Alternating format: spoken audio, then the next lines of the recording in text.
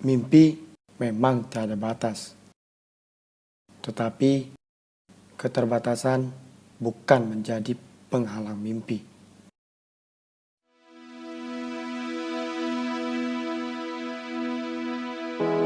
Ini Arbi, seorang siswa SMA Negeri 4 Berau yang mempunyai keterbatasan fisik. Meski begitu, kekurangannya tak membuatnya malu ataupun tidak percaya diri. Ia tetaplah sebagai pelajar pada umumnya, aktif, cerdas, dan berprestasi. Putra dari Bapak Bakri dan Ibu Siti Rabia telah menunjukkan bahwa ia bukan siswa biasa. Ia pun sadar Sang Khalik telah memberinya kesempatan yang berharga untuk menjadi sempurna. Di sela-sela waktunya, Harbi mengisinya dengan aktif mengikuti latihan di pusat kebugaran. Oleh karenanya, ia berhasil meraih medali perak kejuaraan daerah angkat beban Difabel National Paralympic Committee atau disingkat NPC Kalimantan Timur di Balikpapan.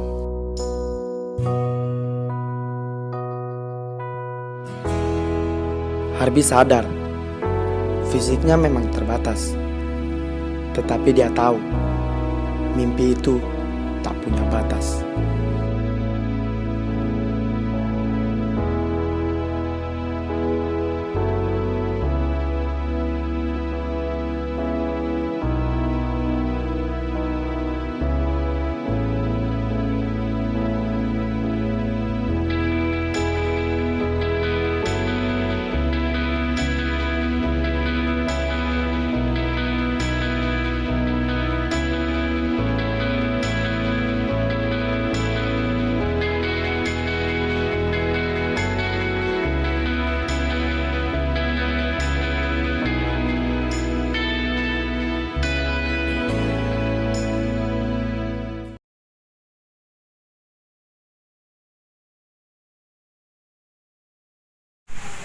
Assalamualaikum warahmatullahi wabarakatuh. Nah, baiklah, pada kesempatan kali ini kita akan membahas materi tentang bank sentral, sistem, dan alat pembayaran. Yang pertama yaitu pengertian dari bank. Bank merupakan suatu lembaga keuangan yang memiliki tugas utama menghimpun dana dari masyarakat dan menyalurkannya kembali kepada masyarakat, serta memberikan jasa-jasa perbankan lainnya kepada masyarakat. Selanjutnya yaitu pengertian dari bank sentral. Bank sentral di sini merupakan suatu instansi yang bertanggung jawab terhadap kebijakan moneter di wilayah suatu negara, di mana bank sentral di sini diberikan amanah kepada Bank Indonesia. Bank Indonesia di sini terletak di ibu kota Republik Indonesia dan memiliki kantor-kantor baik itu di dalam maupun di luar negeri. Sesuai dengan undang-undang yang telah mengatur bank sentral ini, yaitu Undang-Undang Nomor 23 Tahun 1999 dan mulai diberlakukan pada tanggal 17 Mei 1999 dan diganti dengan Undang-Undang Nomor 6 Tahun 2009 yang mengatur tentang Bank Indonesia memiliki hak otonomi penuh terhadap merumuskan dan melaksanakan tugas serta wewenang Bank Indonesia ini. Kita masuk ke tujuan bank sentral itu sendiri. Nah, bank sentral di Indonesia memiliki satu tujuan tunggal, yaitu mencapai dan memelihara kestabilan nilai rupiah. Kestabilan nilai rupiah ini ada dua aspek. Yang pertama yaitu kestabilan nilai mata uang terhadap barang dan jasa yang tercermin dalam laju inflasi. Nah, yang kedua yaitu kestabilan nilai mata uang terhadap mata uang asing yang tercermin dalam nilai tukar rupiah terhadap mata uang asing. Nah, sebelum kita lanjut ke tugas dari bank sentral ini, apakah ada yang ingin Ananda pertanyakan mengenai pengertian dan tujuan dari bank sentral itu sendiri? Nah, jika tidak ada, langsung saja kita masuk ke tugas dari bank sentral ini, di mana bank sentral di sini memiliki 3 tugas utama. Yang pertama yaitu menetapkan dan melaksanakan kebijakan moneter, di mana hal ini dilaksanakan untuk mengendalikan jumlah uang yang beredar di dalam masyarakat.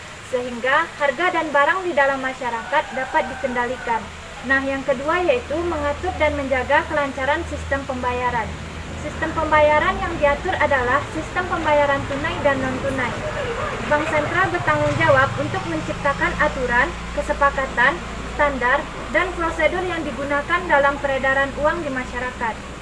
Nah, tugas dari bank sentral yang ketiga yaitu mengatur dan mengawasi bank, di mana pengawasan yang dilakukan adalah pengawasan makroprudensial, yaitu kebijakan yang dibuat untuk membatasi risiko dan biaya krisis sistemik agar keseimbangan sistem keuangan tetap terjaga.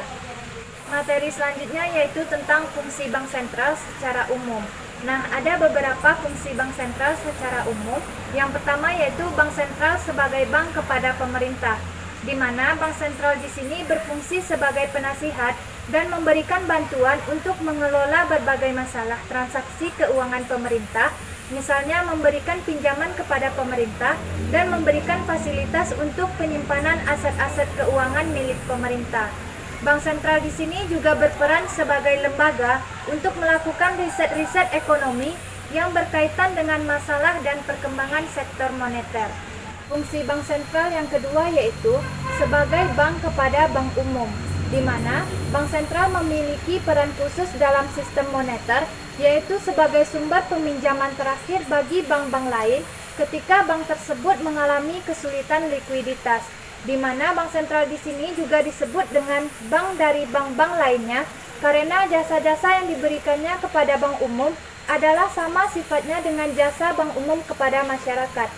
Fungsi dari bank sentral yang ketiga yaitu mengawasi bank umum dan institusi keuangan lain. Bank sentral berperan dalam mengawasi, mengevaluasi, dan membina kegiatan perbankan sebagai lembaga perantara keuangan.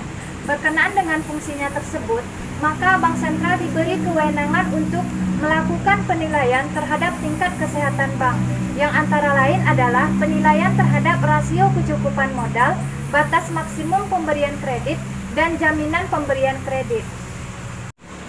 Fungsi dari bank sentral yang terakhir yaitu mencetak uang logam dan uang kertas. Mata uang yang beredar dalam perekonomian dikeluarkan oleh bank sentral. Pemerintah memberikan kekuasaan kepada bank sentral untuk mencetak uang yang diperlukan dan melancarkan kegiatan perdagangan dan produksi. Di dalam menjalankan tugas ini, bank sentral haruslah menentukan besarnya jumlah uang yang harus disediakannya pada suatu waktu tertentu.